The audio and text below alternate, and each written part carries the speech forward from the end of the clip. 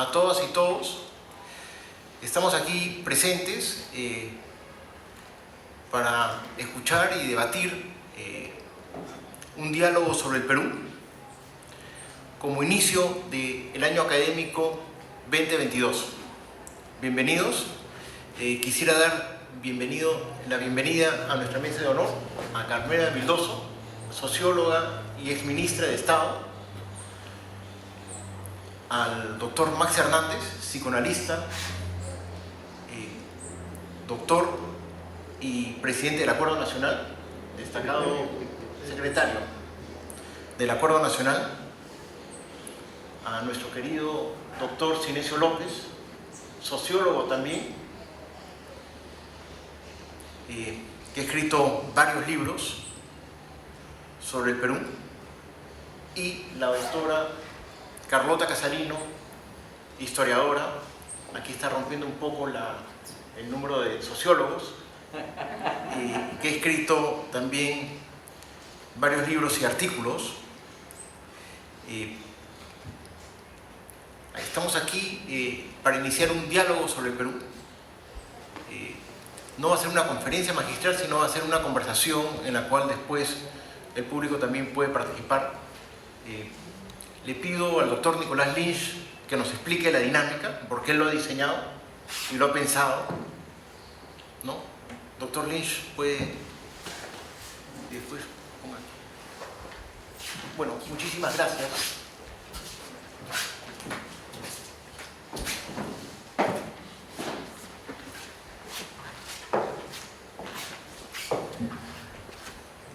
Buenos días para todos los que están presentes y los que nos escuchen remotamente. Hemos pensado una dinámica con el objetivo de hacer un poco más ágil el intercambio. La idea es que tanto Carmela Vildoso como Carlota Casalino tengan una primera intervención de presentación del tema, en fin, de tanto la actualidad como la profundidad del tema. Posteriormente han intervenciones un poco más largas, tanto Max como Sinesio, ¿no? Y finalmente un comentario sobre sus intervenciones de Carmela y Carlota, una dúplica final de Max y de Sinesio, y ahí cerraríamos el evento. Muchas gracias, adelante. Estamos inaugurando el semestre académico y con todos sanmarquinos en el centro que nos van a poder estimular para una reflexión necesaria en torno a la visión que tenemos del Perú. Quisiera no solamente introducir el tema, sino junto con Carlota presentar algo a nuestros invitados, y te propongo, Carlota, dividirnos el trabajo. Tú te ocuparás de presentar a quien tienes a tu derecha, aunque es difícil que Sinesio esté a la derecha de alguien. y yo presentaré a quien tengo a mi izquierda, a Max Hernández. Max es psicoanalista, como se conoce, ha sido presidente de la Federación Universitaria de San Marcos, en épocas que uno puede reconstruir y revivir si va a la casona, que está muy bonita. Estuve en la casona hace unas cuantas semanas con estudiantes del primer año.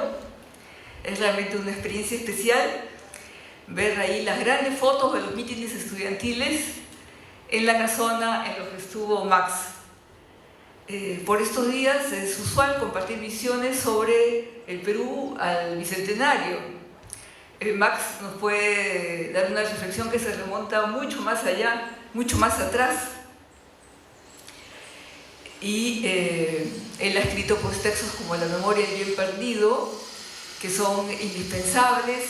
Ha escrito también sobre la experiencia del Foro del Acuerdo Nacional, que se creó a inicios del gobierno de Toledo, cuando Toledo reconoció que la transición que había promovido Valentín Paniagua era una transición inconclusa en cuanto al sentido del proyecto político a desarrollar. Creo que nos encontramos en una situación que es muy compleja. para referir solamente a algo que leí hace poco en una de las columnas de Sinesio y relacionar a Sinesio con Marx en una de las 4 columnas sucesivas que ha escrito Sinesio en torno a la amenaza de un golpe, ¿no?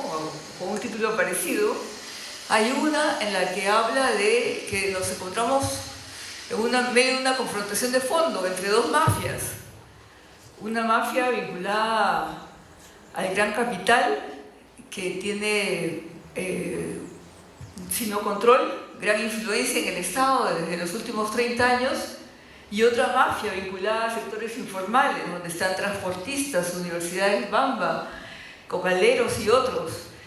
Entonces, quizá para presentar a Max, yo le preguntaría si en el Foro del Acuerdo Nacional se ven contradicciones de esa índole, se ven mafias como esas, o estas transcurren por otros lugares y el Foro del Acuerdo Nacional es un lugar más bien involuto.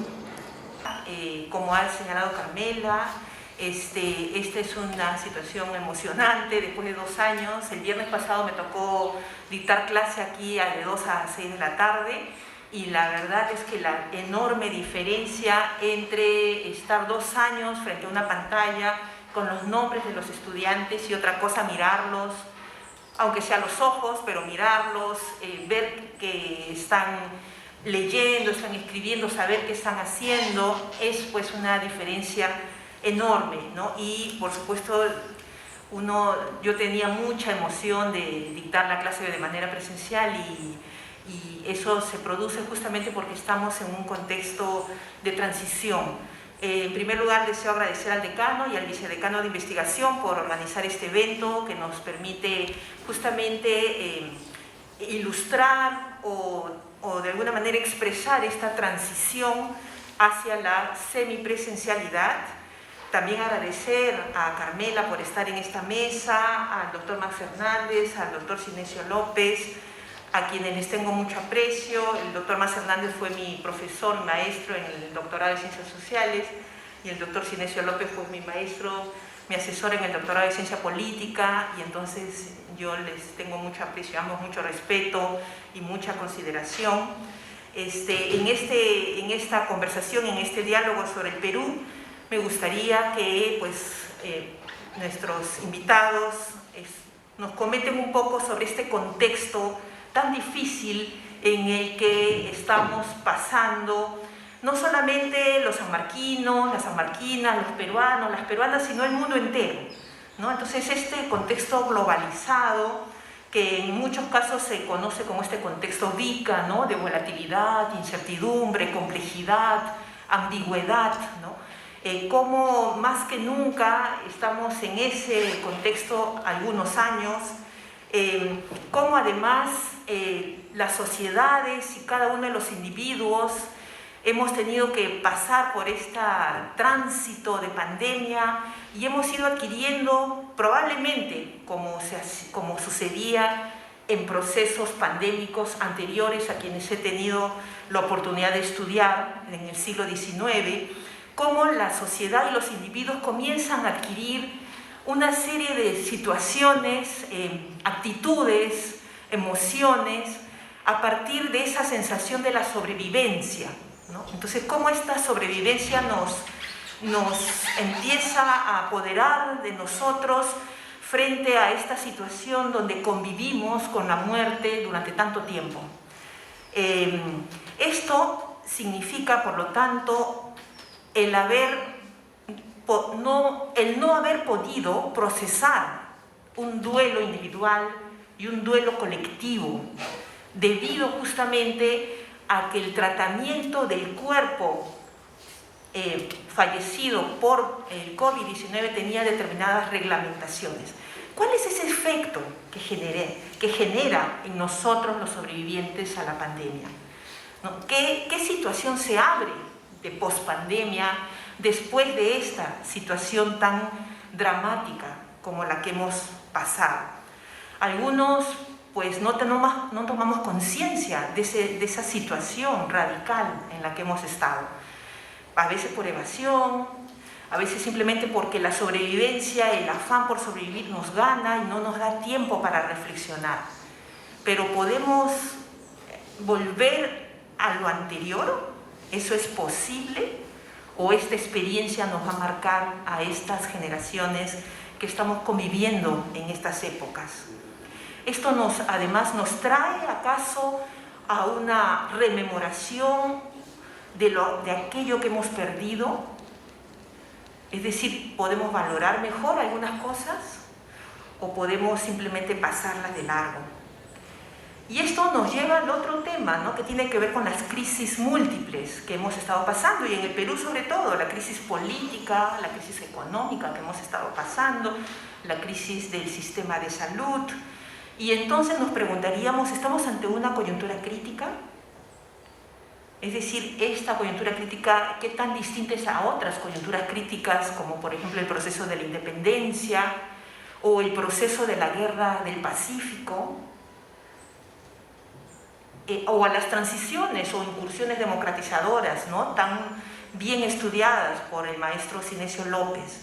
Entonces, esta situación de incertidumbre, de complejidad, de ambigüedad, de volatilidad, ¿cómo se expresa en nuestra sociedad? ¿Cómo podemos pensar el Perú en esas condiciones, en este contexto, ¿no? Eso es lo que a mí me encantaría que conversemos, entre otros temas, por supuesto. Por ejemplo, otro tema que me parece central, cuando yo veía los reportes de SINADEF, ¿no?, del Sistema Nacional de Registro de Funciones, lo importante que es el tema de la identidad y del reconocimiento, como dos caras de una misma moneda, como planteaba Axel Honneth hace mucho tiempo atrás.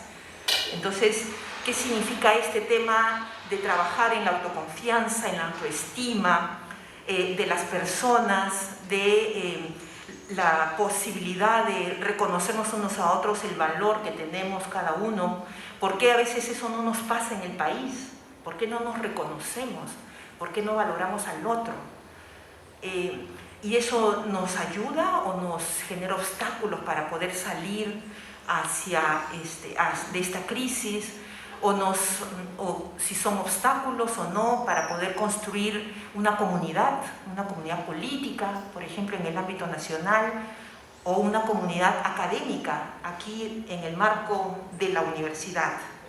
Entonces, esos son, cuando nos dijeron hay que dialogar sobre el Perú, pues yo más que el Perú estaba pensando en esta situación de cuáles son los temas en los cuales reflexionar, porque aquí hay un asunto muy humano que hay que tomar en cuenta y un asunto social también muy importante, ¿no? Entonces, ¿cómo podemos articular eso, ¿no?, en distintas dimensiones? Y bueno, ahí les dejo a los maestros para que por favor continuemos con este diálogo. Hablar del Perú, qué difícil, ¿no? El Perú es un país complejo, difícil, atrasado, en fin, pero es nuestro país, ¿no? Yo pensaba cómo pensar el Perú, digamos, y justo Carlota ha planteado el tema que me parece que es central, ¿no? Las coyunturas de crisis, ¿no? Porque es ahí donde podemos ver un país en toda su amplitud, digamos, ¿no? Recuerdo yo el mejor libro que se ha hecho sobre una coyuntura de crisis, y a ver si me sé de memoria la entrada, ¿no? O sea, dice: los hombres hacen la historia, pero no la hacen en circunstancias elegidos por ellos mismos, sino en circunstancias que le vienen del pasado. Muchas veces el pasado muerto pesa mucho que todos los vivos, ¿no?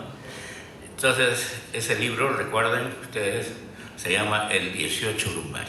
Así comienza el texto. Bueno, y yo creo que efectivamente las coyunturas críticas nos revelan lo que es un país. Nos revelan no solamente los protagonistas del momento de la coyuntura crítica, no voy a entrar a análisis del 18 Brumario, no, porque si uno lo compara con lo escrito por Tocqueville sobre el mismo acontecimiento, la distancia es enorme, ¿no? Y eso que Tocqueville era para mí el mejor teórico político del siglo XIX, ¿no? Entonces, pero ese libro es espectacular, ¿no es cierto? Bueno, ¿por qué? Porque, digamos, una coyuntura crítica, entonces, no solamente revela el protagonista del momento, sino un poco los clivajes y los antecedentes, el pasado, digamos, ¿no? Entonces es interesante pensar, por ejemplo, efectivamente la independencia como una coyuntura crítica, porque te revela lo que es el Perú, ¿no es cierto? Y quizá habría que comenzar por el pasado, ¿no es cierto?, de esa coyuntura crítica de la independencia, que fue una coyuntura crítica.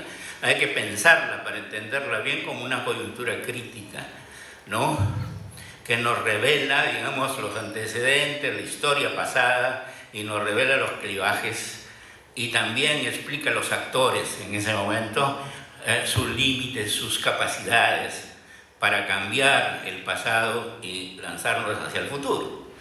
Bueno, yo creo como la independencia hay pues la coyuntura crítica de la guerra con Chile, que fue muy importante, y también hay que entenderla, porque eso nos revela el Perú del siglo XIX, ¿no es cierto? Un Perú que no tenía Estado, no llegó a constituir un Estado, a construir un Estado. Tenía formado un Estado, que era el heredado de la colonia, ¿no? Pero no tenía un Estado construido. Eso lo puede ver uno en el censo del 76, ¿no es cierto? ¿Qué dice el censo del 76? Hay 15.000 burócratas. 8.000 son militares. 6.000 son policías que trabajaban con el presidente, ¿no? Y 1.231 son civiles. Bueno, eso es lo que dice el censo de lo que es el Estado. ¿Se dan cuenta de lo que es el Estado? Y entonces no voy a entrar para no deprimirnos todo lo que quién financiaba ese Estado, ¿no? Y cómo se gastaba la plata de ese Estado, ¿no es cierto? Cristóbal ha escrito cosas maravillosas sobre eso, ¿no?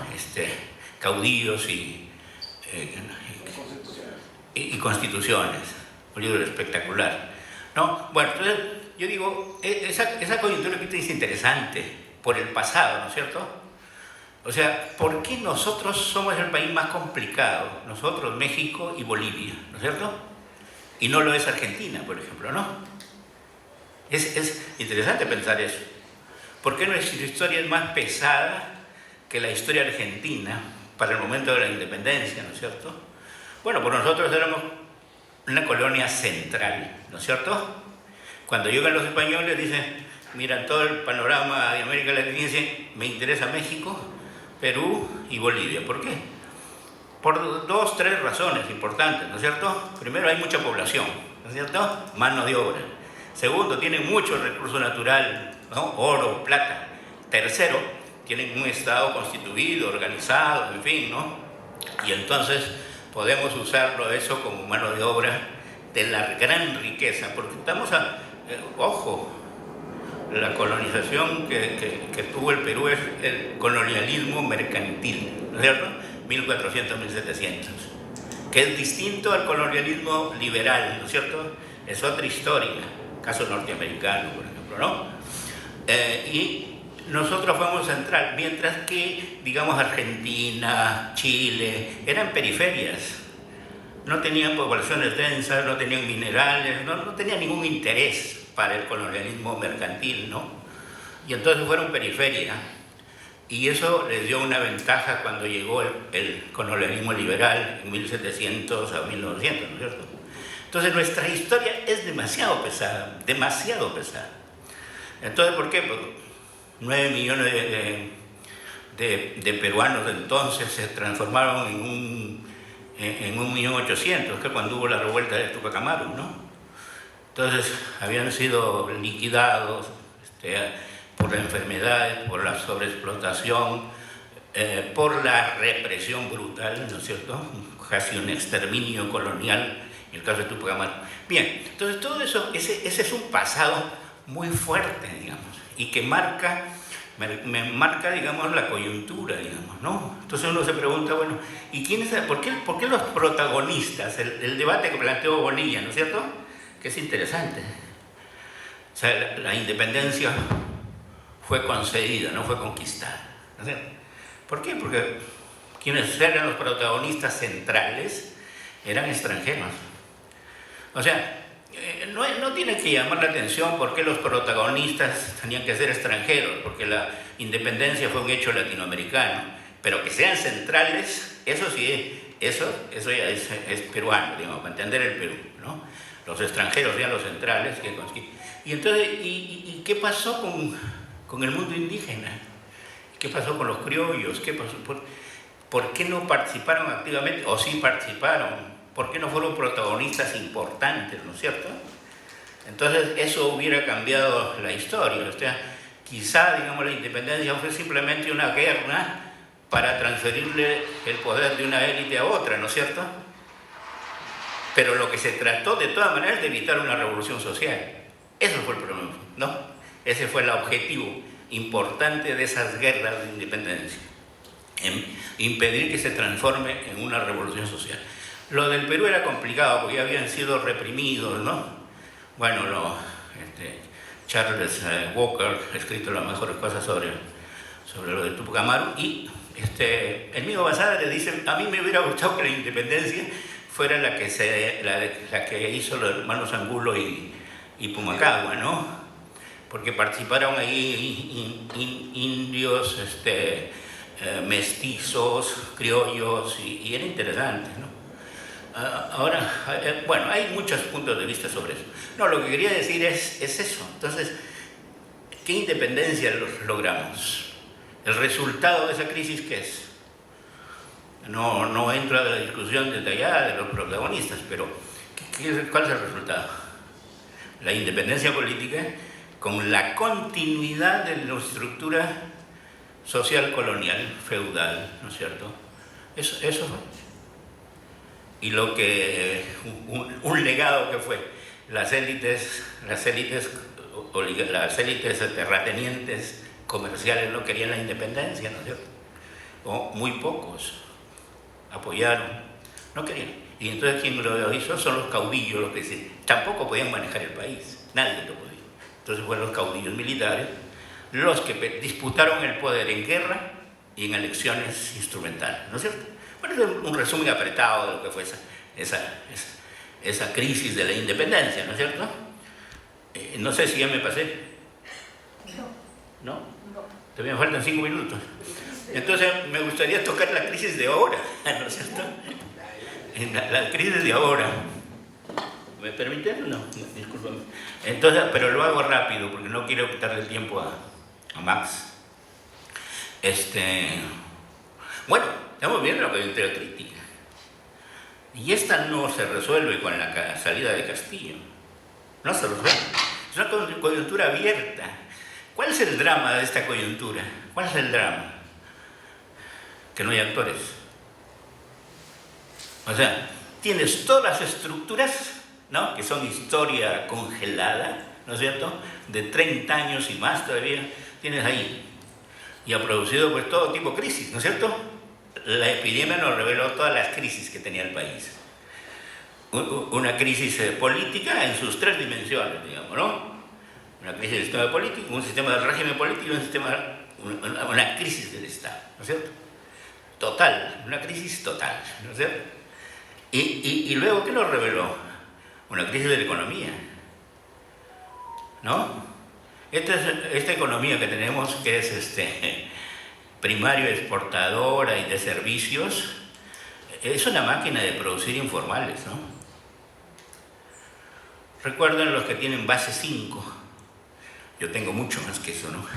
Entonces, que la avenida Venezuela era una avenida de industria, ¿no es cierto? Que la colonial también, que la argentina también, que la que iba al norte también, que la que iba al centro también. ¿Qué pasó? Todo eso se desindustrializó para instalar este modelo, ¿no es cierto? Y entonces obviamente se produjo informales y hemos pasado de una sociedad de clases que fue básicamente el siglo XX a una sociedad de informales. 80% informales es una sociedad informal. A las clases sociales uno las puede representar porque tienen intereses más o menos consistentes, pero los informales no lo pueden representar porque sus intereses son muy volátiles.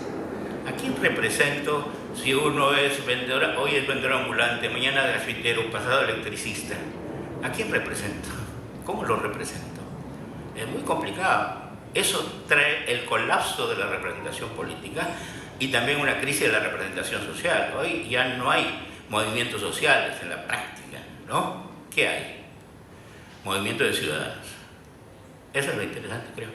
De todas maneras hay movimientos, pero es un movimiento de ciudadanos. Ya no es el movimiento social que en mis tiempos conocimos, heroicos, ¿no? Yo era profesor en la universidad y al mismo tiempo era militante organizando sindicatos, ¿no es cierto? O sea, éramos, ¿no?, varios, algunos de los que está acá también, ¿no es cierto?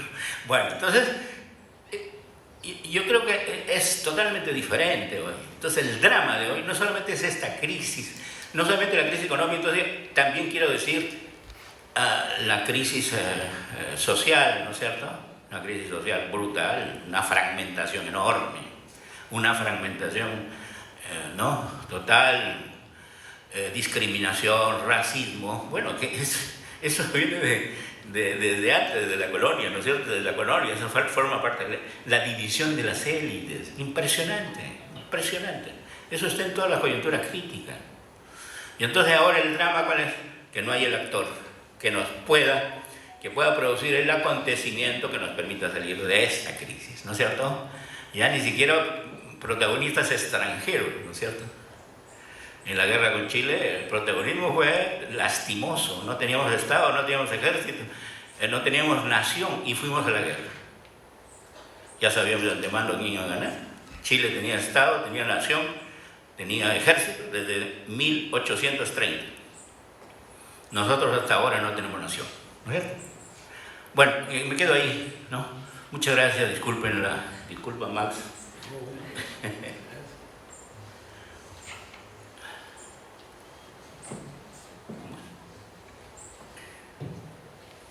Muy buenos días. Muchas gracias, Cristóbal. Muchas gracias, Nico. Y por supuesto a Carmela y a Carlota. A Sinesio no le puedo agradecer, me la ha puesto difícil. Entonces, pero cuando entré a la oficina del decanato, vi una foto inmensa de Caral. Y recordé que cuando yo leía a Brodel, en mi época los estudiantes de medicina correábamos clases, ¿no? Yo he tenido clases es mucho, pero he asistido a clases de Porras Barrenechea, por supuesto que de Macera, por supuesto que de Carlos Araníbar, de Luis Felipe Alarco en filosofía, de Augusto Salazar Bondi. Entonces teníamos o tratábamos de tener una visión más amplia.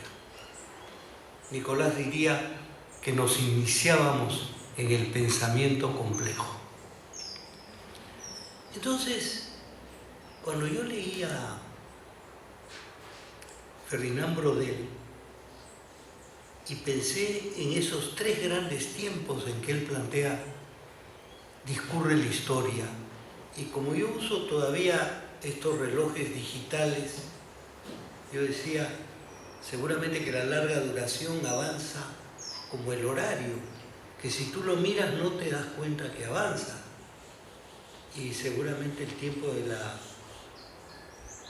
medio de la coyuntura, seguramente que avanza como el minutero, que tienes que quedarte un tiempito para ver qué avanza, y el tiempo del acontecimiento avanza a una velocidad vertiginosa como el segundero.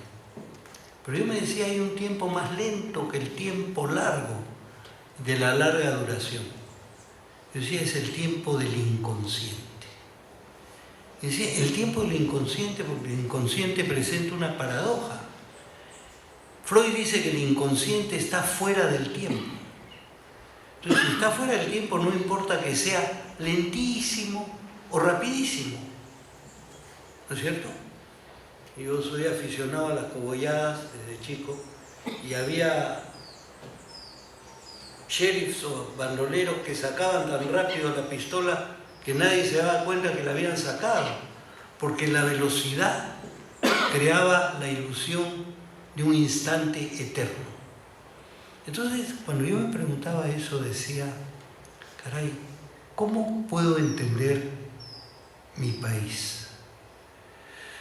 Me fui fuera un tiempo y al volver se había producido un cambio muy importante. Yo había salido en el gobierno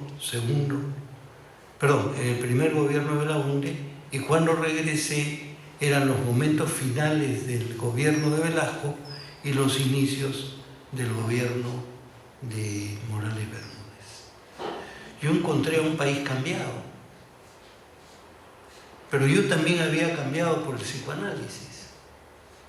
Y entonces comencé a pensar en una larga duración. Y cuando pienso en esto y en esta crisis presente que ha sido caracterizada desde la perspectiva más macro por Sinesio y en términos humanos, donde el dolor, la angustia, la necesidad de procesar duelos está presente por Carlota, y una pregunta capital para mí, ya no como psicoanalista, sino como secretario ejecutivo del Acuerdo Nacional. Entonces voy a tratar de hilvanar esto para poder recorrer un poquito todo eso. Yo tengo la impresión de que nosotros tenemos una larguísima duración que viene de las épocas de milenario aislamiento, donde tuvimos la enorme, ¿qué podría decir? La enorme proeza de crear una civilización en el hemisferio sur, probablemente la única en el hemisferio sur. Pero habíamos vivido en milenario aislamiento. Pero hace 500 años, casi con exactitud 500 años, entre 1519 y 1522, se produjeron dos acontecimientos que, como dice Eliot, el gran historiador inglés, definieron el mundo por los próximos 500 años. El imperialismo transatlántico, con la conquista de México, 1519, y la globalización con la vuelta al mundo de Magallanes y Elcano. 500 años. 500 años se dio una extraordinaria coyuntura crítica de otra índole, o un gran cambio de época, podríamos decir. Y ocurrió pues en el Perú lo que ocurrió cuando llegaron en 1532 un puñado de aventureros, un puñado de saqueadores, un grupo de invasores, la hueste perulera. Todos son términos que usan los historiadores, así que no estoy inventando nada. Entonces llegaron, pasó lo que pasó, y hace exactamente 200 años se produjo la independencia. Y claro, ¿por qué menciono estos dos hechos? Yo como psicoanalista he visto lo que nosotros llamamos reacciones de aniversario. De repente Cristóbal o yo, Carlota, Sinesio, nos reunimos y decimos, hay que reunir a toda la familia, incluso a los primos con los que nos habíamos peleado, a la tía X, a todos, para hacer una gran fiesta. Y nos reunimos a hacer la fiesta celebratoria, y en ese momento un sobrino sale y dice, pero tío, tu hijo era un miserable conmigo. Y sale una tía y dice, sí, pues, pero eso era por su mamá, que era una casquivana de la peor especie. No, pues, pero su marido era un mujeriego de lo peor. Y total, la celebración que pensábamos hacer se vuelve en un concierto de reclamos, en una colección de agravios no resueltos. ¿Y qué ocurre? Que de repente en esa celebración surgen una serie de tareas que la familia no había podido cumplir. Y probablemente esa celebración hace que uno de los miembros de la familia termine yendo al psicoanalista, porque eso desató una crisis individual en este sujeto. Y esa crisis individual, sí, como dice Sinesio, como ha señalado también Carlota, revelan. Freud decía, solo una crisis revela una estructura, porque es como cuando un cristal se rompe, solamente la ruptura del cristal revela su estructura. Pero en el caso médico, lo que revela la crisis es las porciones no resueltas de una existencia, no la crisis de una existencia. ¿Y por qué creo que esto es importante y que puede tener algún valor para dialogar? Creo que tiene que tener un valor para dialogar porque en la vida humana hay momentos fundamentales. El bebé, el recién nacido, el infante, tiene que tener un momento en que pueda saber qué es. El infante tiene que poder decir yo soy, no decir yo soy con esas palabras, sino sentir que es, que tiene alguna entidad, porque todavía no podemos hablar de alguna identidad. Necesita saber qué es. Yo sé que soy, que existo. Es todo lo que sé y no es un saber intelectual. Es una suerte de base fundamental en la cual yo, que sé que soy, puedo recién después preguntarme ¿qué soy? ¿Qué soy? Yo soy, pero ¿qué soy? ¿Soy hombre, mujer? ¿Soy débil? ¿Soy fuerte? ¿Soy activo? ¿Soy pasivo? Etcétera, etcétera, etcétera. Porque necesito saber qué soy, de qué estoy constituido. Y recién después podré saber quién soy. Saber quién soy es cuál es mi filiación, ¿no es cierto? Soy Max Hernández Camarero, Hernández por padre, Camarero por madre. ¿Cómo conjugo estos dos apellidos? ¿Cómo conjugo en mi bisexualidad la preferencia por uno u otro de este momento dicotómico? Y me puedo dar cuenta que de repente las dicotomías no contienen lo que yo siento que soy quien soy, porque de repente no me ubico claramente dentro de esas dicotomías. Entonces, si yo tratase de aplicar estas ideas psicoanalíticas a las preguntas y al planteamiento que ha hecho Sinesio, yo tendría que decir que en este momento necesitamos saber, uno, afirmar que somos, porque podemos estar en riesgo de creer que una crisis nos saca de ser.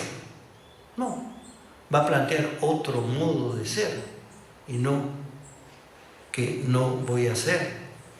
y tendrá que pedirnos que hagamos una suerte de arqueo, como dicen los contadores, o una suerte de revisión, como dicen los analistas, o una suerte de recuento histórico, o lo que fuera, para saber qué somos.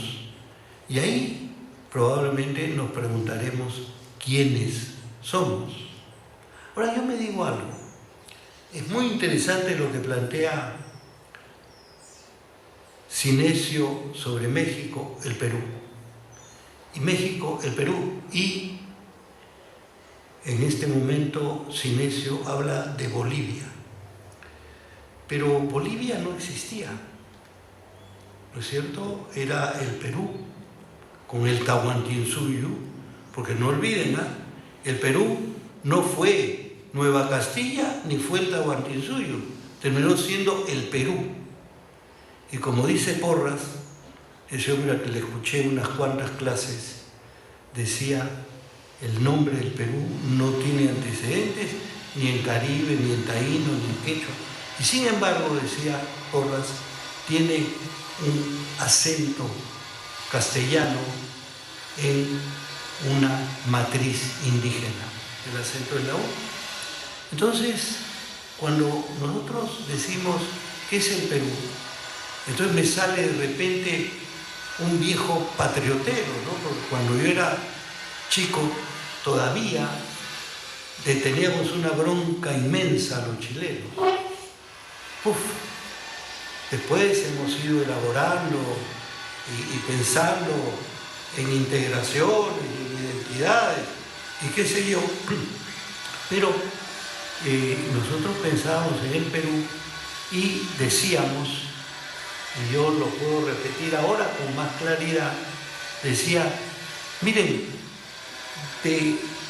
del Perú puede salir un Chile, un poco nuestra costa es una especie de caricatura de lo que fue Chile, más o menos. De nuestra Sierra Sur puede salir una Bolivia, más o menos, más bien quechua que aymara, pero podría salir una Bolivia. Y probablemente del norte nuestro, de Piura, del norte de Cajamarca, etc., podría salir un Ecuador. Pero de Chile no sale un Perú, de Bolivia no sale un Perú, del Ecuador no sale un Perú. Entonces, yo me digo, esto plantea que nosotros tenemos una profunda responsabilidad histórica, probablemente porque, como decía Napoleón, la geografía es fundamental y la geopolítica es fundamental. Y en los cambios geopolíticos que estamos viviendo, pues ciertamente están ocurriendo cosas impresionantes. A todo esto nos viene una pandemia. Y la pandemia sí ha revelado los puntos de fractura, las imperfecciones, las lamentables verdades que hemos tenido que confrontar. Y estamos en una situación post-pandemia. Y la situación post-pandemia nos trató también de muy fea manera, porque también estábamos en una situación post-traumática. Toda América Latina post-traumática, no me van a decir que Petro no es la expresión de una situación post-traumática de el enfrentamiento entre la FARC y el Estado colombiano que no se resolvió. No me van a decir que Mujica no fue expresión de una situación postraumática. No me van a decir que lo que está pasando en Chile no es efecto de una situación postraumática, la situación del brutal golpe de Estado de Pinochet contra Allende. Entonces, en una situación postraumática nos agarra la pandemia, con su secuela de muertes y algo que ha deslizado Carlota. A Carlota yo le debo algunas cosas interesantes, muchas, pero voy a subrayar algunas. Gracias a ella leí con cuidado a Philippe Ariès sobre la muerte y pensé en el cementerio. Ya había leído por Cristóbal a Philippe Ariès sobre los niños, sobre el niño, la infancia. Entonces, cuando con Carlota pensaba en todo esto, nunca pensé en el enorme valor de los rituales de duelo. Los rituales de duelo que de alguna manera implican procesar el duelo. En español usamos duelo para dos cosas, para el dolor, pero también para el enfrentamiento y para el combate. Felipe Pingló, en su valse, acá está Felipe, que lo conoce seguro mejor que yo, hacía un duelo mortal, abolengo y pasión, ¿no? Eso, saben que se prohibió, ¿no? Benavides prohibió el valse del plebeyo de Pingló, porque era demasiado rebelde o revolucionario. Pero en fin, entonces tenemos una situación tremenda, una pandemia que ha hecho todo lo que hemos visto, develado una serie de cosas, pero nos ha puesto en una situación depresiva, brutal. Y de la depresión hay dos maneras de enfrentarla sin enfrentarla. Una es armar la fiesta. Ustedes han visto cómo son los entierros, con bailes, esto y lo otro. Acá, no estoy hablando de Nueva Orleans, ¿no? Donde el jazz ha aprendido con esa fuerza. Pero eso no resuelve el duelo. Y lo otro es la violencia, la rabia contenida. Y la rabia contenida puede devenir en varias cosas, en odio.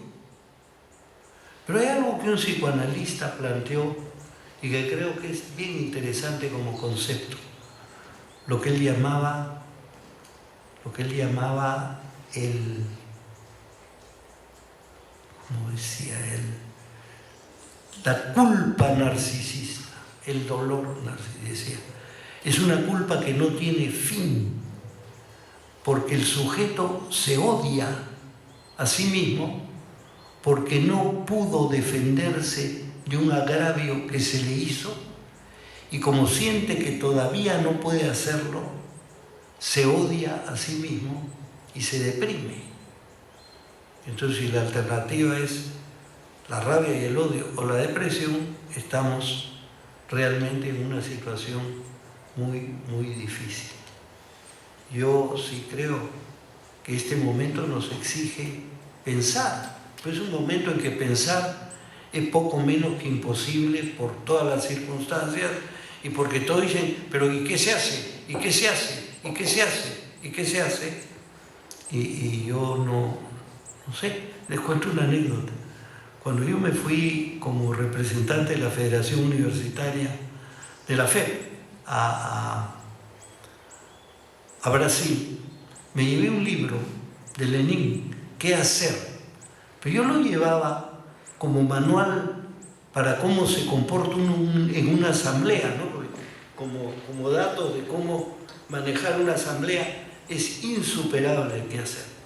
Entonces me llevé ese libro y allá en Brasil, un húngaro que había venido a la reunión del CLAE, del Congreso Latinoamericano de Estudiantes, traía con él un libro de Sartre, El fantasma de Stalin. Un libro en el que Sartre en ese momento estaba muy crítico de lo que había ocurrido en Hungría y posteriormente en Checoslovaquia. El libro se llama El fantasma de Stalin.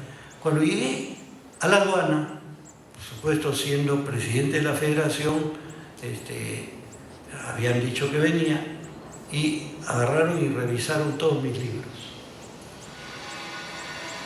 Perdón, no era qué hacer, era un paso adelante y un paso atrás, dos pasos atrás, un paso adelante y dos pasos atrás. Y entonces el señor de la aduana, que probablemente era un agente de seguridad, miró los dos libros, miró El fantasma de Stalin y lo requisó miró un paso adelante, 2 pasos atrás y me lo dejó pasar. Me imagino que pensó que era un manual de cha-cha-cha. Pero en fin, entonces lo cuento porque ya en ese momento nosotros en la Federación de Estudiantes teníamos una vaga idea de que el Perú estaba inserto en el mundo. Y había 2 grandes organizaciones estudiantiles, la CIE-COSE y la UIE. Una era época de la Guerra Fría, una pro-occidente, se decía manejada por la CIA, y la otra pro-Rusia, pro-comunismo, se decía financiada por la KGB. Pero no importa quién la financiaba, lo que importaba era que podíamos dialogar con compañeros de estudiantes de una serie de sitios y nos comenzábamos a preocupar y sí veíamos las diferencias entre las federaciones universitarias uruguaya, argentina, mexicana, y que eran venezolana, que nos llevaban en organización muchísimo tiempo.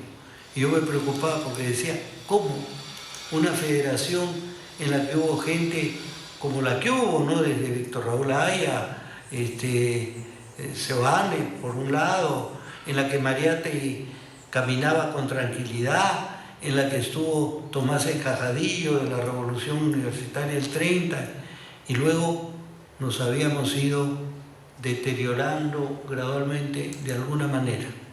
Con eso termino y paso a la pregunta fundamental que ha hecho Carmela al secretario ejecutivo del Acuerdo Nacional. Yo creo que el Acuerdo Nacional es una institución de instituciones y por lo tanto en un país tan pobremente institucionalizado podría correr el riesgo de ser irrelevante. Podría correr ese riesgo. Sin embargo, creo que tiene una extraordinaria potencialidad y un extraordinario valor. El Acuerdo Nacional, que es una institución de instituciones,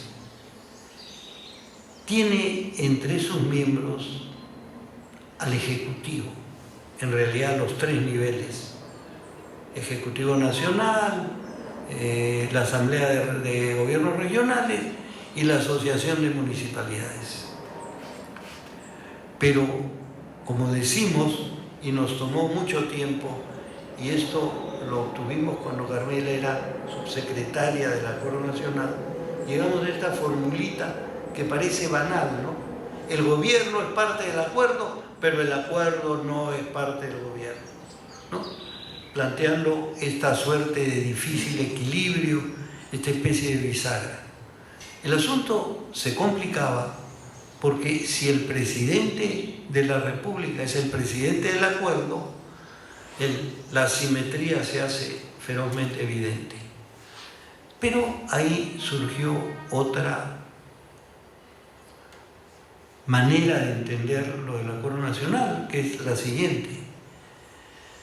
El presidente de la República, en tanto presidente del Acuerdo Nacional, que mira las políticas de Estado, no está presente como jefe de gobierno, sino como jefe de Estado. Y en tanto que jefe de Estado debe ceder parte de su poder, de su potestas, dirían los clásicos, a la autoridad y legitimidad del consenso. Pues va a depender de que otras instituciones puedan participar, porque sí creo que lo que ha planteado Sinesio es verdaderamente terrible. Un sistema económico como este es una maquinaria de producción de informales, y si esto va a seguir siendo así, cualquier aspiración de una institucionalidad formal creo que no tiene muchos chances de tener éxito, pero es algo que ciertamente tenemos que pensar. Y no existen movimientos sociales, ¿cierto? Existen movimientos de ciudadanos, pero los movimientos ciudadanos no necesariamente son informales, en el sentido de la informalidad.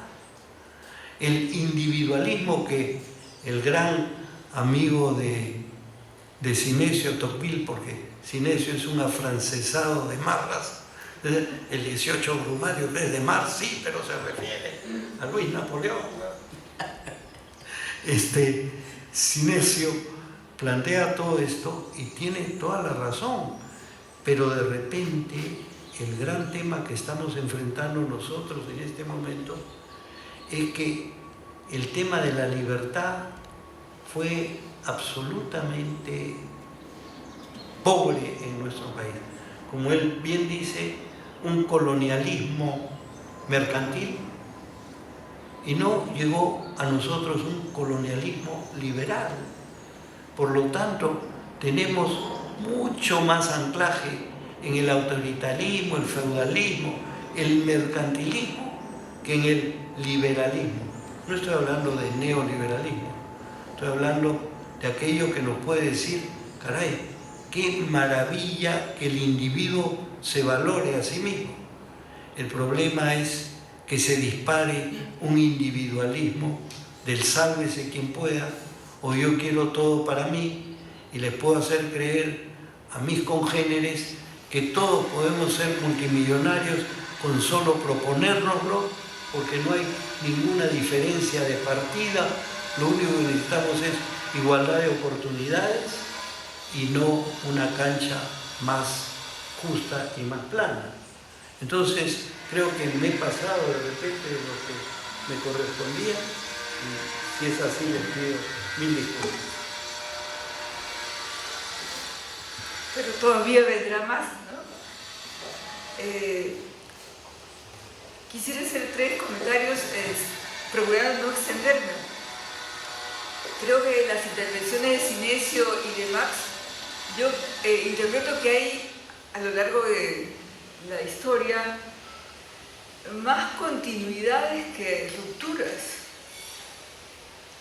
Y si nos remitimos a los últimos 50 o 70 años, es cierto que la economía neoliberal es una máquina de producir informales, pero también lo era la economía anterior a la economía neoliberal. La teoría de la marginalidad no surgió en la época del neoliberalismo, surgió antes. O sea, la época de la industrialización por sustitución de importaciones también era una época en la que aparecía no la informalidad, porque no tenía ese nombre, pero justamente la marginalidad. Y si uno compara los censos de 1971 o 72 con el del 80 y tantos, el porcentaje de trabajadores asalariados no se había incrementado. Quizás nosotros hemos tenido una visión que sobrevaloraba el grado de industrialización de aquel entonces. Y también corremos el riesgo opuesto en la actualidad, asumir que la industria ya ha desaparecido. O sea, creo que no ha sido ni la industria de aquel entonces era tan grande como podíamos pensar, ni ahora es, digamos, equivalente a cero. Varias de las industrias que han desaparecido del entorno de la ciudad universitaria, podemos encontrarlas, algunas en Ate, otras en Turín. Hay otros espacios donde la industria se ha recreado, en Caraballo. Claro que es una industria que ha perdido totalmente la relevancia que podía haber tenido en comparación con otros sectores, como la agroexportación, la minería o el sector financiero. Una expresión de, digamos, ese rezago de la industria, pero no desapareció. Por ejemplo, creo que es muy pertinente mencionar algo que dijo Óscar Ugarte en un programa de la semana pasada sobre en qué condiciones enfrentamos la pandemia. recordando que hubo una época en la que el Perú producía vacunas contra la rabia y alguna otra vacuna, no recuerdo si era de la rabia o aquella otra, que incluso la exportaba a la India. Y eso lo hacía el Instituto Nacional de Salud. Pero llegó un momento en que para seguir en esa línea tendría que haber dado un salto tecnológico que no llegó a dar. Lo que también recuerdo de la Avenida Venezuela, al menos en mi época universitaria, en el trayecto Lima-Callao, eran los árboles, ¿no? Los árboles tremendos que se encontraban en el centro, como un arco. Y esos árboles ya no existen. Y así como no existen las industrias en el entorno y no existen esos árboles, trepo a los árboles para que incluyamos en la conversación otro tema que tiene que ver con la ecología. Yo no estaría tan de acuerdo con eso de que ya no hay movimientos sociales y sí hay de ciudadanos. Creo más bien que faltan movimientos ciudadanos. Y los movimientos sociales han cambiado, pero no es que hayan desaparecido. El movimiento obrero sindical, por supuesto que se ha limitado enormemente. Pero hay otro tipo de movimientos. El movimiento ambientalista, por ejemplo. Claro que no está en nuestro entorno más urbano. Y eso también me lleva a pensar, cuando hablamos de la visión del Perú, si el Perú fuera una persona y se mira en el espejo, ¿qué imagen le devuelve ese espejo? Y eso nos lleva al tema del territorio en el cual estamos pensando cuando hablamos del Perú. Y entonces si pensamos en la ecología, por ejemplo, eso nos lleva a pensar en términos de la Amazonía, ¿no?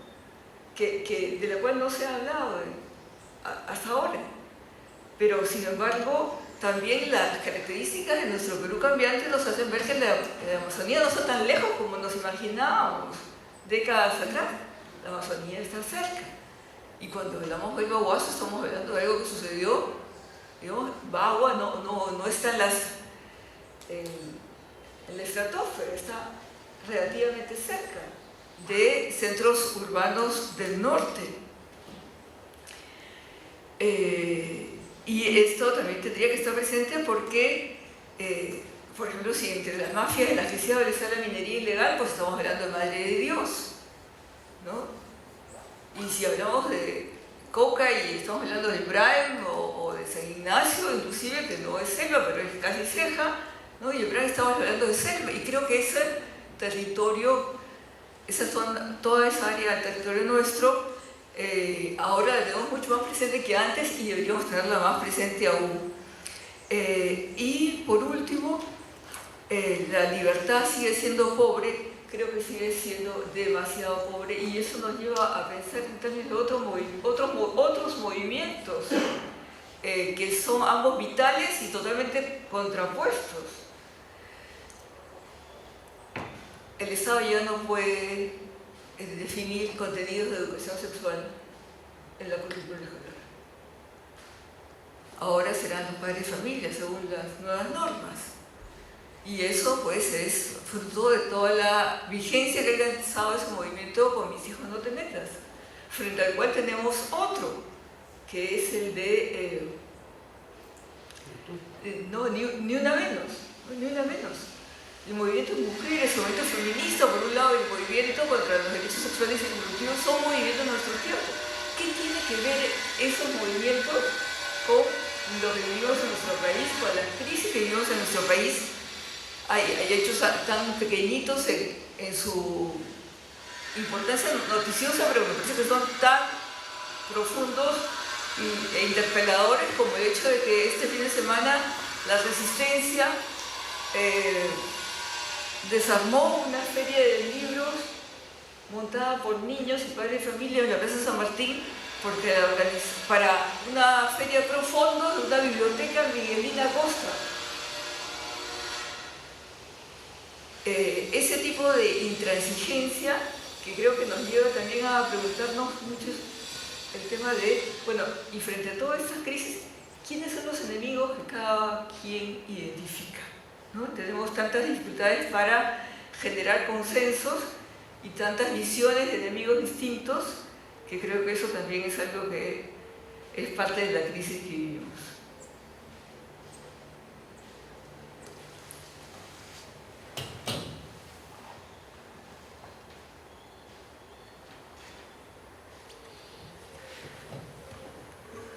Ok, bueno, me toca a mí dar algunos comentarios a partir de las exposiciones de Max Hernández y de Sinesio López, y además a partir de lo que Carmela también ha comentado, que todo esto me parece muy interesante y me evoca una serie de ideas, ¿no? Hemos observado, por ejemplo, cómo se ha hecho un análisis profundo de las coordenadas clave que marcan nuestra trayectoria. Es una trayectoria milenaria, por supuesto, pero que a veces la dejamos de ver porque nos gana el día a día. Y esta es, como decía hace un momento Max Hernández, cuanto más apurados estamos es donde más tenemos que pensar. Hay que reflexionar, no es una paradoja, sino que efectivamente uno necesita establecer estos momentos de crisis para poder hacer un balance, ¿no?, de qué es lo que se ha hecho y qué es lo que tenemos que hacer frente a esta situación. El segundo tema que me evocó mucho en las intervenciones de todos ustedes es esta reflexión que hace Philippe Petit sobre la libertad como no interferencia y la libertad como no dominación, ¿no? Es decir, cómo en este mundo de hoy, este mundo pospandémico, se está desplazando una situación donde el paradigma planteaba esta idea de la libertad como no interferencia. Pero los ciudadanos, ¿es suficiente para nosotros eso? Los ciudadanos, como en el caso, la población, como en el caso peruano, ¿es suficiente la libertad como no interferencia? ¿O es que tenemos que pensar en una libertad como no dominación? En el caso de las mujeres, por ejemplo, en el caso de las minorías, que no son minorías en realidad, ¿no?, sino que están invisibilizadas. Entonces, ¿es suficiente la libertad como no interferencia o es que tenemos que pensar en esta libertad como no dominación? Y también me hicieron acordar mucho estas advertencias de Todorov, justamente cuando algunos parlamentos europeos, y él ahí estaba muy alarmado, decidían por ley revisar la historia. ¿Es posible eso? Es decir, las sociedades no pueden permitir eso, que se lleve al ámbito político situaciones clave que son parte de la propia sociedad y de su propia realidad y de su propio conocimiento. Entonces estamos advertidos justamente, y la sociedad tenemos que reaccionar frente a esa situación. Lo tercero, que es bien interesante, es justamente esto que Francisco Durán siempre ha reflexionado sobre las interrelaciones que hay en nuestra propia economía entre la ilegalidad, la informalidad y la legalidad, ¿no? Entonces, cómo se articulan, cómo se reproducen en estas relaciones. Y el tema que ha señalado Carmela, que es tan importante como este tema del planeta, ¿no? Es decir, en un país donde la geografía manda y donde justamente lo hemos visto en estas coordenadas clave. Anoche estaba un poco revisando a María Rostogorowski por asuntos de clases y justamente se veía eso, ¿no? Se rescata esa situación de cómo la geografía manda desde esa época milenaria donde teníamos un desarrollo autónomo según los conceptos de Pablo Macera. Y entonces es ahí donde no podemos dejar de lado el espacio, ¿no? Y especialmente en nuestra facultad, donde estamos geografía, historia, antropología, arqueología, sociología y trabajo social, es donde tenemos que encontrar justamente esos vasos comunicantes que nos permitan establecer un análisis mucho más amplio y más allá de nuestras propias escuelas. Y entonces, para dejarles la pregunta aquí a los maestros, podríamos decir que en este periodo de pandemia, en esta coyuntura crítica, hemos estado en riesgo de ver a la Gorgona. ¿No es cierto? ¿Y qué pasa si la vemos? Nos paraliza. Entonces tendríamos que pensar cuál es ese escudo de Perseo, que nos pueda permitir reflejar eso y no paralizarnos. Ahí va mi pregunta. ¿Cuáles son los retos que tendríamos que enfrentar desde la universidad, desde las ciencias sociales, desde las humanidades, para que este Estado, que en las coyunturas críticas anteriores colapsó, no colapse? Para que la población, que al día de hoy más es una ciudadanía electoral, pase a ser una ciudadanía activa. ¿Cómo hacemos para que la globalización no nos diluya? Y allí está la reflexión, ¿no?, que tenemos que hacer para afirmar justamente quiénes somos, para que en ese nosotros estemos todos. ¿Qué hacemos entonces desde la academia, desde la universidad, para que esto podamos controlarlo de alguna manera?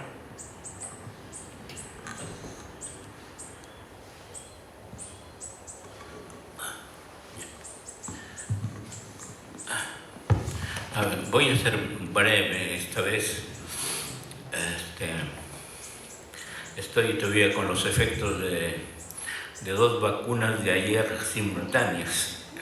La última, ¿cómo es? La cuarta y la influenza. Entonces, estoy un poco... Bueno, a ver.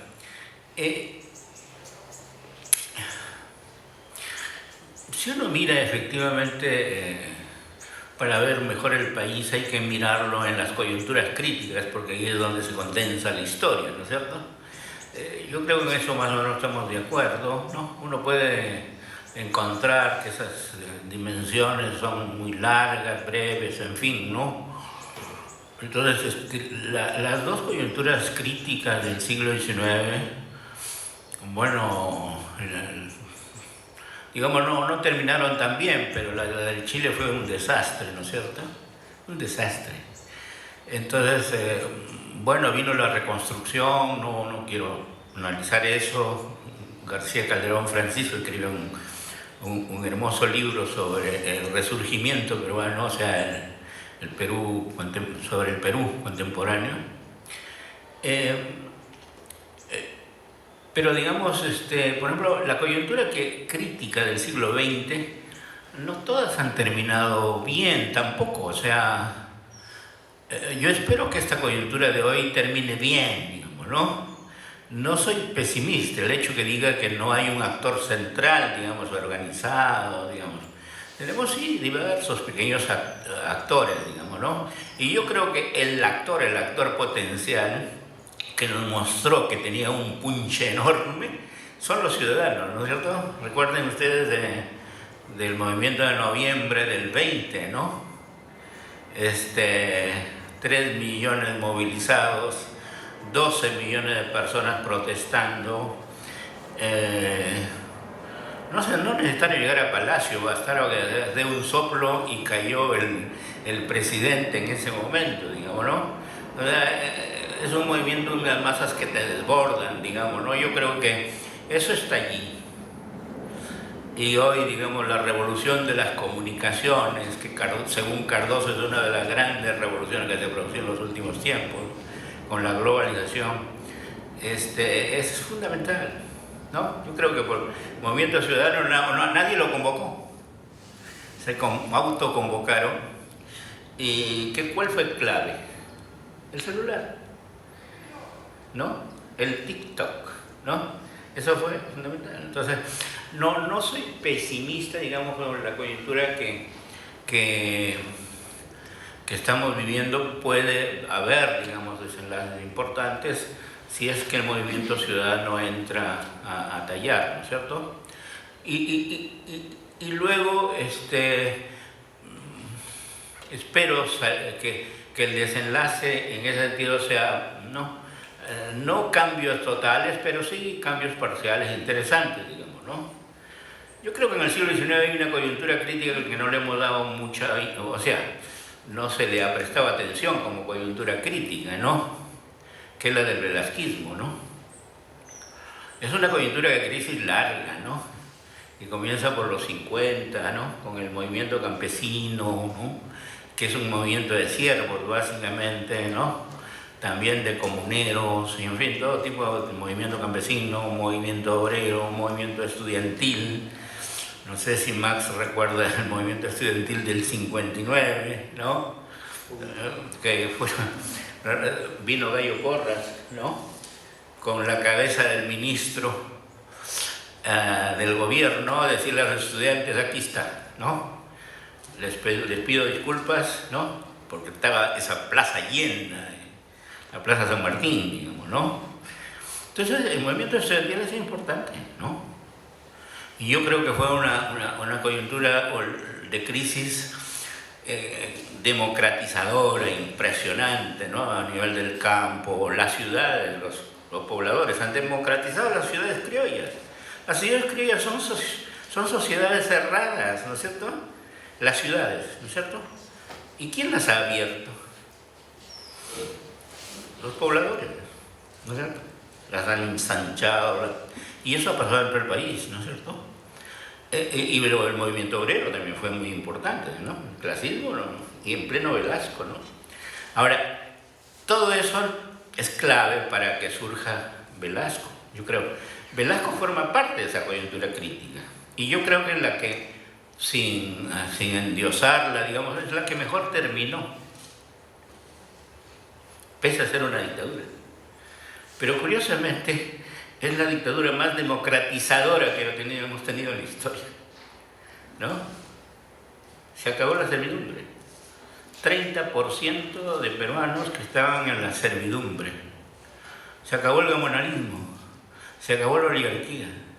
O sea, toda esta herencia colonial, de la peor, digamos, del colonialismo mercantil, se acabó. Y otro dato clave, a mi juicio, que es importantísimo, pasamos del Estado patrimonial que creó la oligarquía en 1895, ¿no es cierto? Pasamos del Estado patrimonial al Estado burocrático, ya un Estado sin dueño, ¿no? Ya, Velasco creó un Estado sin dueño, ¿no?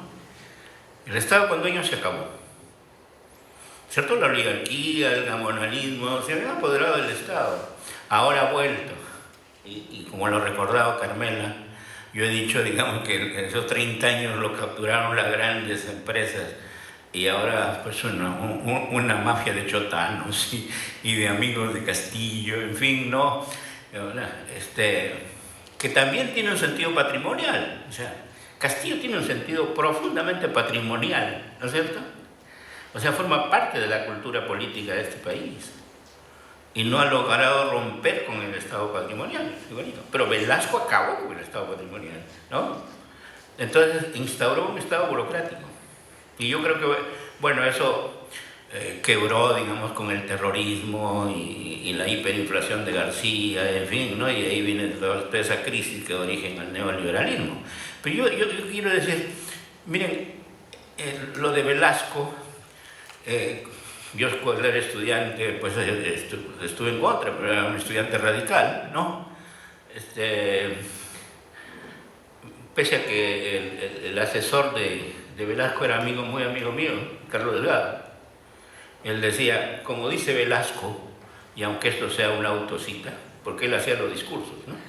Entonces, y efectivamente, digamos, era digamos, Velasco y una élite militar, militar sobre todo, no la marina ni la aviación, pero la militar, muy radical.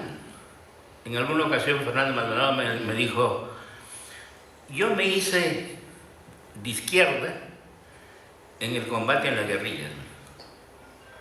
Yo fui a combatir en la guerrilla y me di cuenta que si no hacíamos una profunda revolución nosotros, o en orden, ¿no?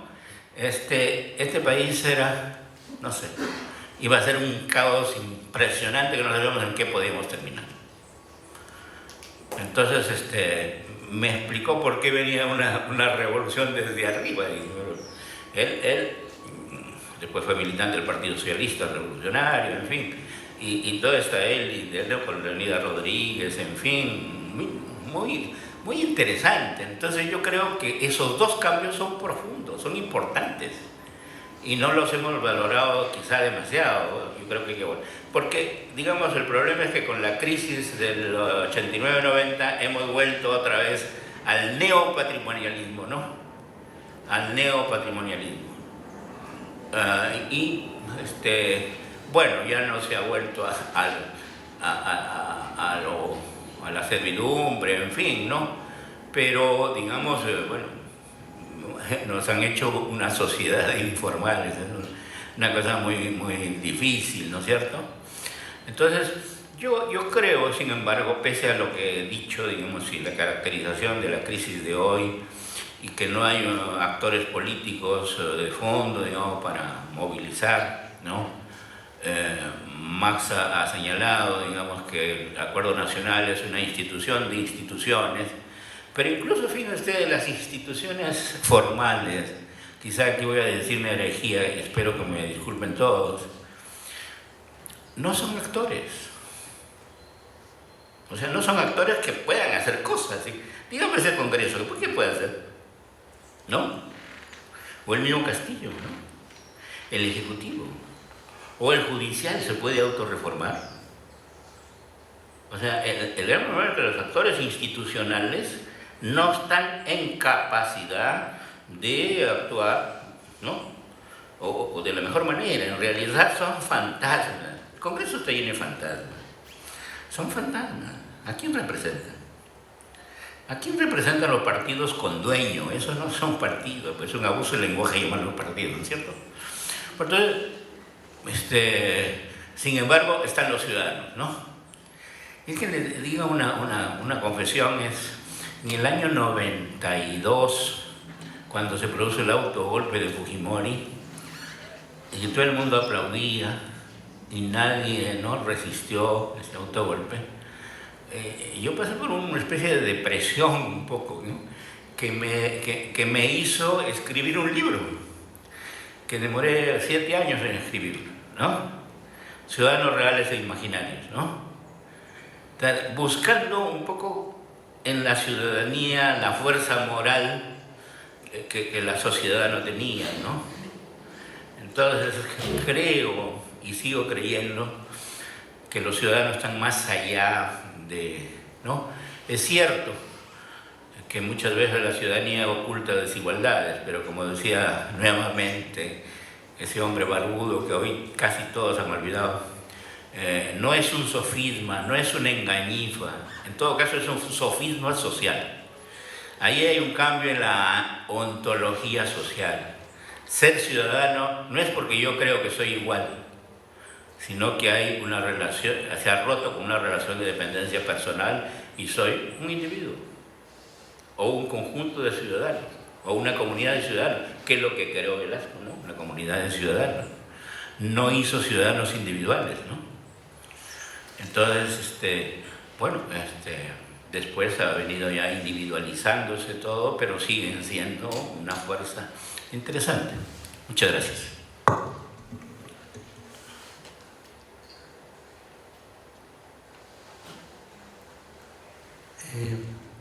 Una pregunta que me ha surgido al escuchar ahora a Sinesio es la siguiente.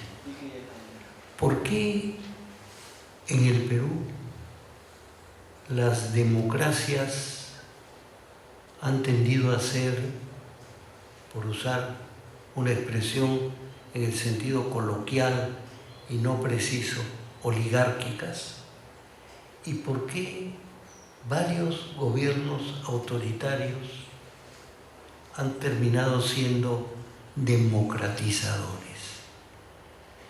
Digamos, Leguía implicó el ingreso de la mesocracia. Y un país que todavía no ha podido digerir a Leguía, ¿cómo va a digerir a Velasco? ¿No? Velasco, otro gobierno autoritario, pero democratizador. Y a su manera, y ya que se dicen herejías, Fujimori, al plantear el auge del emprendedurismo creó una cierta pasión democratizadora. Lo dice alguien que se opuso radicalmente a todo aquello. Simplemente la gran pregunta: ¿por qué nuestro periodo democrático más prolongado se llamó la República Aristocrática? Frase del gran Jorge Basadre, o la República Plutocrática, como prefería llamarla Armando Villanueva. Ese es un primer punto como una pregunta. El segundo punto es un punto un poquito preocupante. Si el combate a las guerrillas hizo, según Fernández Maldonado, que se izquierdizara la creciente, ascendiente cúpula militar, eran en ese momento comandantes, etc., el combate a Sendero Luminoso ha podido tener una repercusión democratizadora en las Fuerzas Armadas. Eso es otra pregunta que yo dejo abierta, ¿no? Para ver, porque como me enseñaron cuando estudié letras también, para definir una proximidad, para hacer una comparación, hay que buscar el género próximo y la diferencia específica, ¿no? Entonces, género próximo, combate a las guerrillas, en un caso produjo una democratización, en el segundo caso, ¿qué produjo?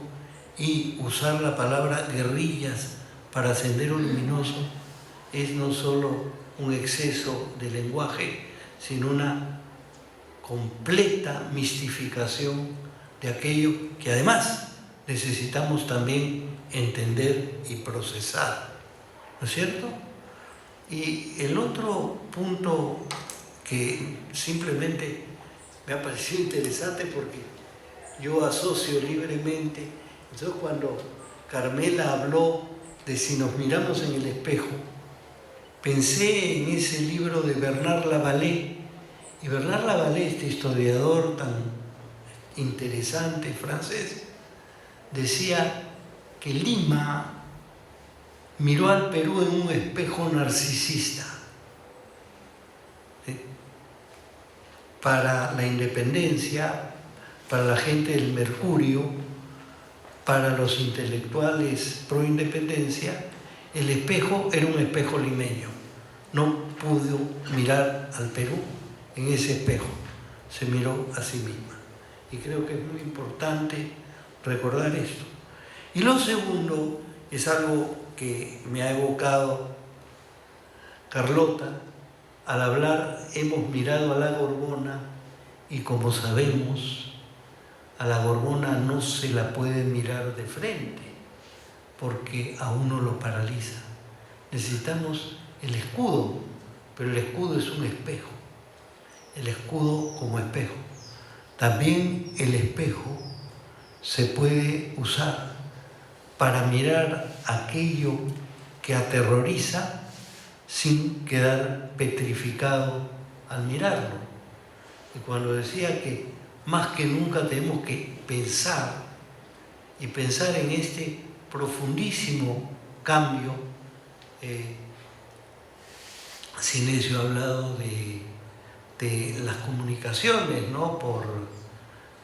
Ya me olvidé el nombre de este brasileño, Fernando Henrique Cardoso.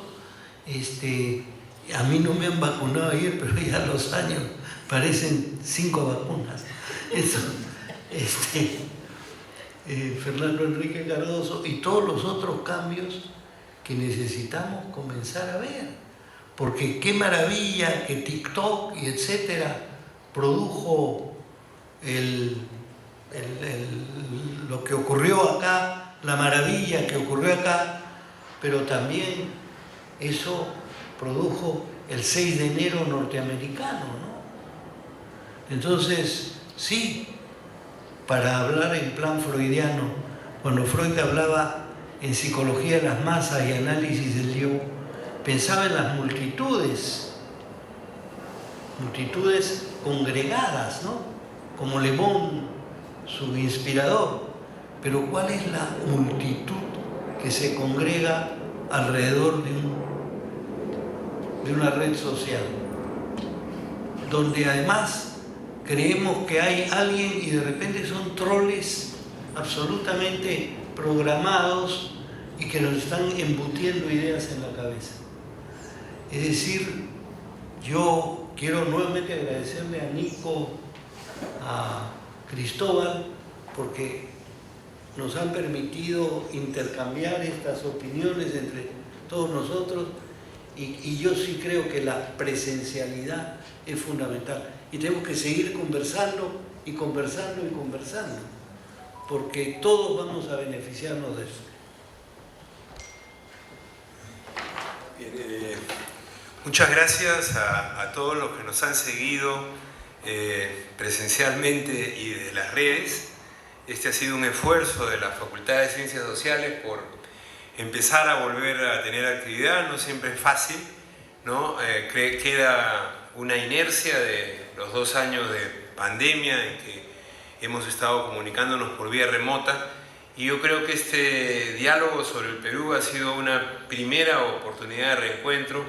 Las gracias de la facultad a los doctores Max Hernández, Inés López, y por supuesto también a Carmela Vildoso, magíster, profesora del Departamento de Sociología, y Carlota Casalino, doctora, nuestra vicedecana de pregrado y profesora del Departamento de Historia. Las gracias a todos, a Cristóbal, que tuvo la iniciativa, y ya les anunciaremos próximamente otras actividades que vamos a llevar adelante en el año académico. Gracias.